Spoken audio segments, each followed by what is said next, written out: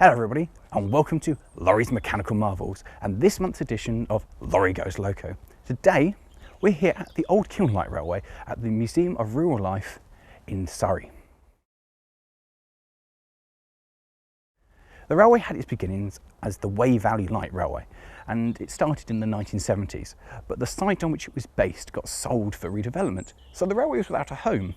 So it came to here, which was the Old Kiln Museum, which in modern times got rebranded as the Museum of Rural Life, hence why it became the Old Kiln Light Railway. And today we're going to be looking at a locomotive that, if you guys have been to the Alton Towers theme park between 1950 and the 1990s, you'll have seen this one.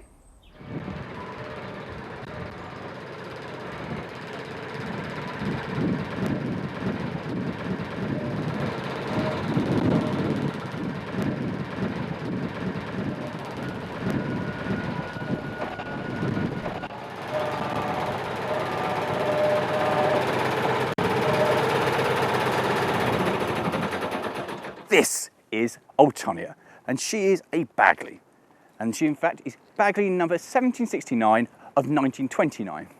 And this is quite an old design. In fact, the design goes back to the First World War, and Bagley made lots of these things. Then they went to military and industrial use, and they kind of did something a bit different. Rather than having a conventional radiator on an internal combustion engine, they went for this, which is a giant cooling tank, which looks a little bit like a steam engine's boiler. And so if you were to say, add a fake dome and add a fake chimney, you have something which resembles a steam locomotive. Kind of, because it's got its gearbox mounted here at the front, which drives down to this jack shaft here, which then via rods to the wheels. Also notice the fact that it's not actually a six-wheeled locomotive, it's a four-wheeled, and that's just a jack shaft with a shaft protector around it. So already it's really strange, and everything's not quite, well, it's a pretend steam engine, and normally I don't like pretend steam engines, but this thing is just glorious. She was built for the Lillesham Abbey Woodland Railway, and she was the second locomotive on this line. They were a new kind of tourist railway, and they didn't want the hassle of having a steam locomotive. So this was the perfect alternative. Petrol, fairly easy to maintain, and looks like a steam engine for all the touristy people. The first locomotive they ordered was a year before this and had a mighty 16 horsepower motor. And it's basically rubbish. They provided a couple of coaches for it, and it just couldn't cope. So rather than doing what most normal people would do in this situation, go, this design is obviously rubbish, let's go somewhere else, they went back to Bagley and went, we'd like a better one, please. And this is what they came up with. So this one was built with a stonking mighty four-cylinder 20 to 25 horsepower unit, which was admittedly quite the improvement. And because originally this was a petrol engine, it was petrol mechanical, it ran a lot hotter and regularly used to boil over, because this is not a good design. This is the reason everything has radiators now. So steam would emanate from under the dome area, convincing the tourists that this was actually a steam engine. It's not a very good illusion, but a stupid bit of design. And so this was her life. She ran a little tourist railway with her matching set of coaches, and that's what she did, and all was well. Until, of course, the war broke out in '39, and the railway was shut down.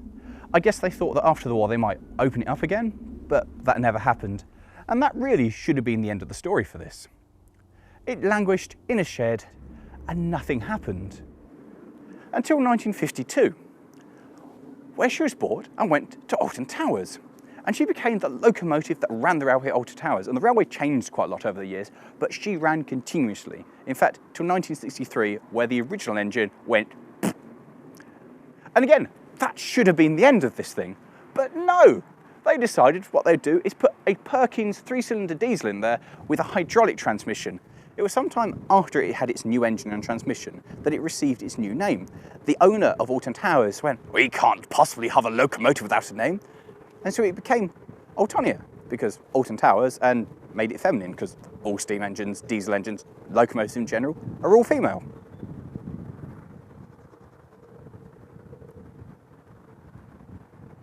And so she kept going, and she kept running at Alton Towers until the end of the railway. The railway didn't reopen in 1997. So that's what she's done. She's run tourists for her entire life. With the railway closed, she just kicked around on site until 2002, where she was bought by a gentleman who had a plan to put a grand railway into his quite large garden. And by 2012, this still hadn't happened. And so he approached the Old Kiln Light Railway if they'd like to give the locomotive a home and have it on indefinite loan and just get it out and running again. To which the Old Kiln Railway said, oh, yes please, because they already had 2 of the original coaches. So they could put it together and make it a train again. Prepping this thing is a bit more than your standard little diesel locomotive. We start with getting on the side and looking in the chimney. Because this is where the fuel is. This entire space here is for diesel. And the good news is there is diesel in it. Next, we check the boiler. They call this the World War I helmet because, funny enough, that's what it looks like.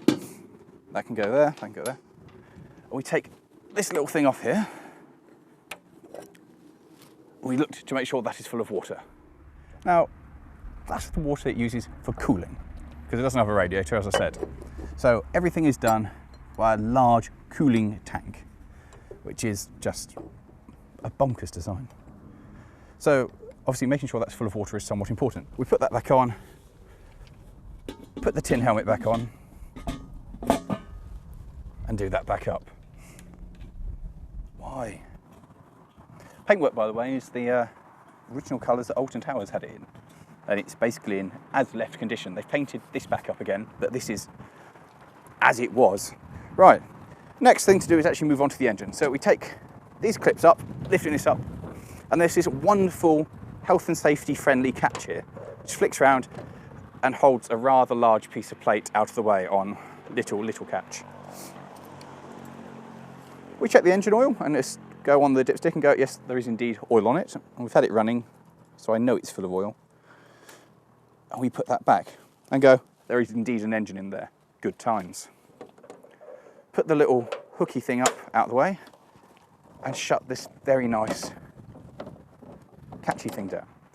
Now we go a bit like being a steam engine. We've got all these little bits to oil up. So starting from the front, we've got 2 little fillers down here that need,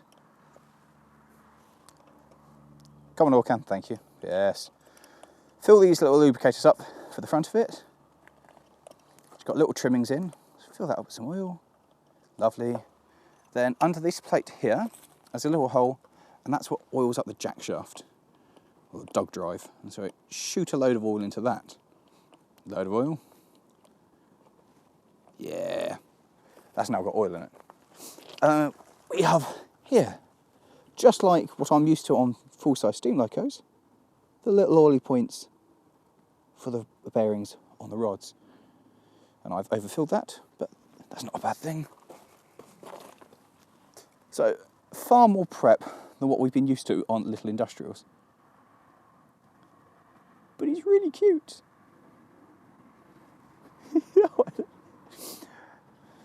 Beautiful.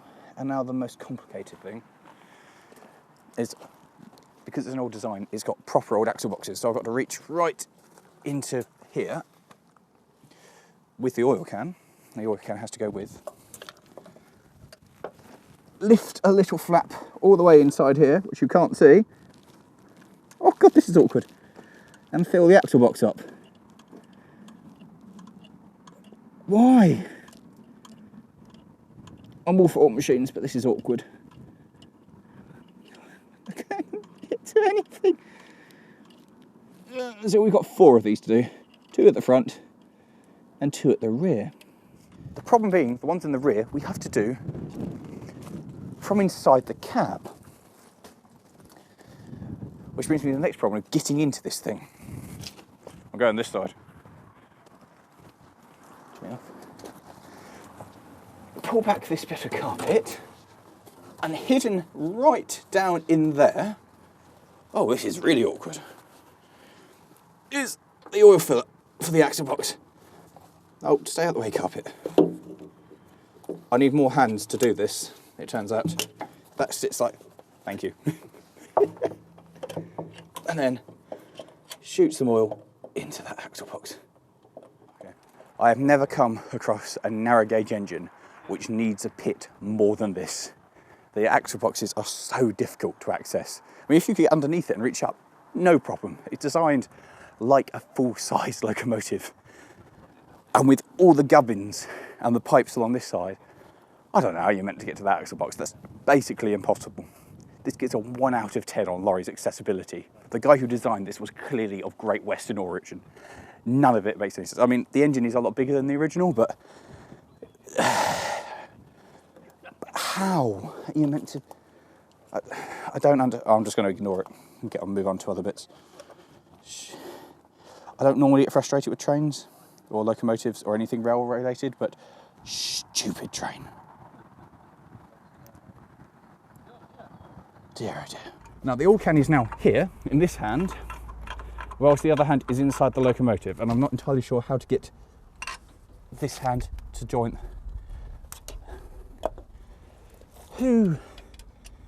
Oh, no! I had it open and now We're sorry that we haven't brought you a video this week, but Laurie's still trying to figure out how to oil up this silly locomotive. So here we have the axle, and this here is the axle box. To lubricate it, I need to lift this little flap up, and I now need to get this oil can in and get it underneath there, like, yes, like that. Now I can shoot some oil into that. I can't see it now. That has taken me the best bit of 5 minutes. Genuine struggle. So with all the prep work done, all that remains is to clamber into the somewhat small cab, fire up, and go find those 2 coaches. And that was my knee. Ouch. This is designed for children. Who made this?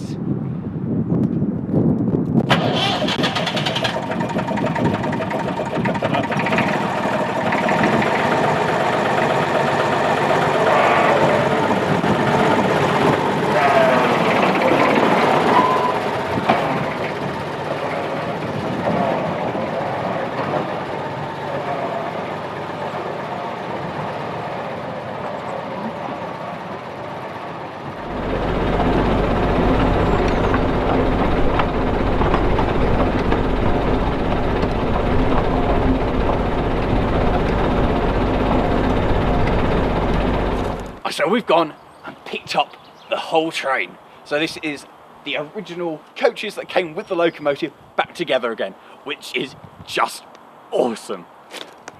So out of the original 6 of these are the only 2 that remain in pretty much original condition. The seats originally were at 90 degrees, so you sat facing out of the carriage with maybe even your feet on the running board there. But they've now been turned back to this more traditional toast track arrangement. And that one's had a canopy put on it. The other ones may or may not survive. We know that one of them is on the Launceston Railway, but that's got an engine in it now and it's kind of a rail speeder, rail bus thing. But basically, this is the only place that you'll see the actual train together how it should be. They're gorgeous, aren't they? We've got a proper train. And it looks so amazingly pretty. And I really can't wait now just to go for a run. Once you've squeezed yourself into the cab, it's quite comfortable. The seat allows you to sit from a multitude of positions. For someone with longer leg room, the side on is quite nice. And the controls are remarkably simple. We have a key here which turns it on. This control here, which looks suspiciously like it came out of a motorboat, controls everything. You push it forward to go forward, and you pull it back to go backwards. And the further you pull it, the faster you go. If you do want more revs, you have this control here. There's a button there for the klaxon. There's an engine stop here. And there's a handbrake here, which is terrible. Because if you hold it like a traditional handbrake, like so, and spin it around, you take your knuckles off as you pass the sander here.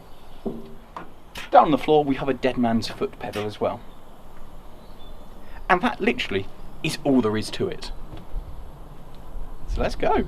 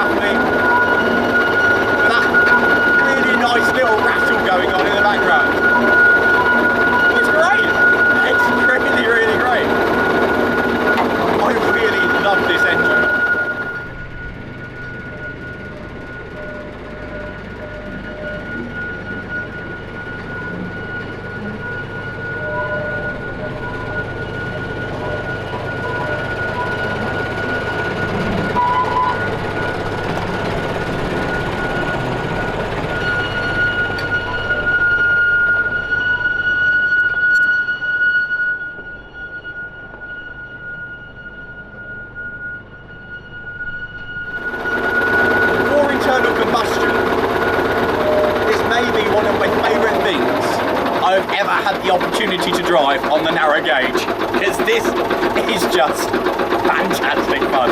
It's a super little engine, and the guys here really seem to love it because it's special. It's a really special little thing. I love this thing.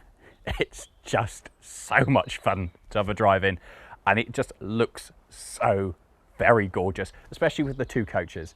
It's so special. It's got a real character and a real kind of pedigree and history to it. And let's be honest, it is a really stupid design having a cooling tank rather than a radiator. Apparently, if you use it in winter, it's lovely because everybody can kind of come up to it and give it a cuddle to stay warm. Because it is quite warm. That's lovely, actually. So, would I have something like this? Yeah, I want it. I want to take it home with me. It's magnificent. It's a joy to drive. And I'm over the moon with it. I'm just so in love. So a massive thank you to the Old Kiln Light Railway for letting us come down and have a drive of it. It's been so much fun. And if you guys have enjoyed having a look at this or the whole site, then there's a link to the website for the Old Kiln Light Railway in the description for the video, and it will flash up in a minute somewhere along here. So please guys, give us a like, subscribe if you haven't already, share this video with people who might enjoy this kind of thing, and leave us a comment. Did you see this back in the day? Have I actually driven the train that you remember? Let us know. So if you guys have enjoyed seeing this and want to help out and achieve something awesome, the Old Kiln Railway is trying to restore this. This is the boiler of Pamela, and this is knackered. So they're trying to raise the funds for a new boiler. So if anyone's feeling generous, there's a link down here to get involved and help out with a donation towards a new one of these, because these are very expensive. And if you help them to get a new boiler for their loco, I can review it for you guys. And if you've enjoyed this and you want a bit more narrow gauge action, how about clicking up here? And if you like something a bit bigger, how about this one down here? And press the subscribe button. Jump in. Yeah. It's so small and hard to get into.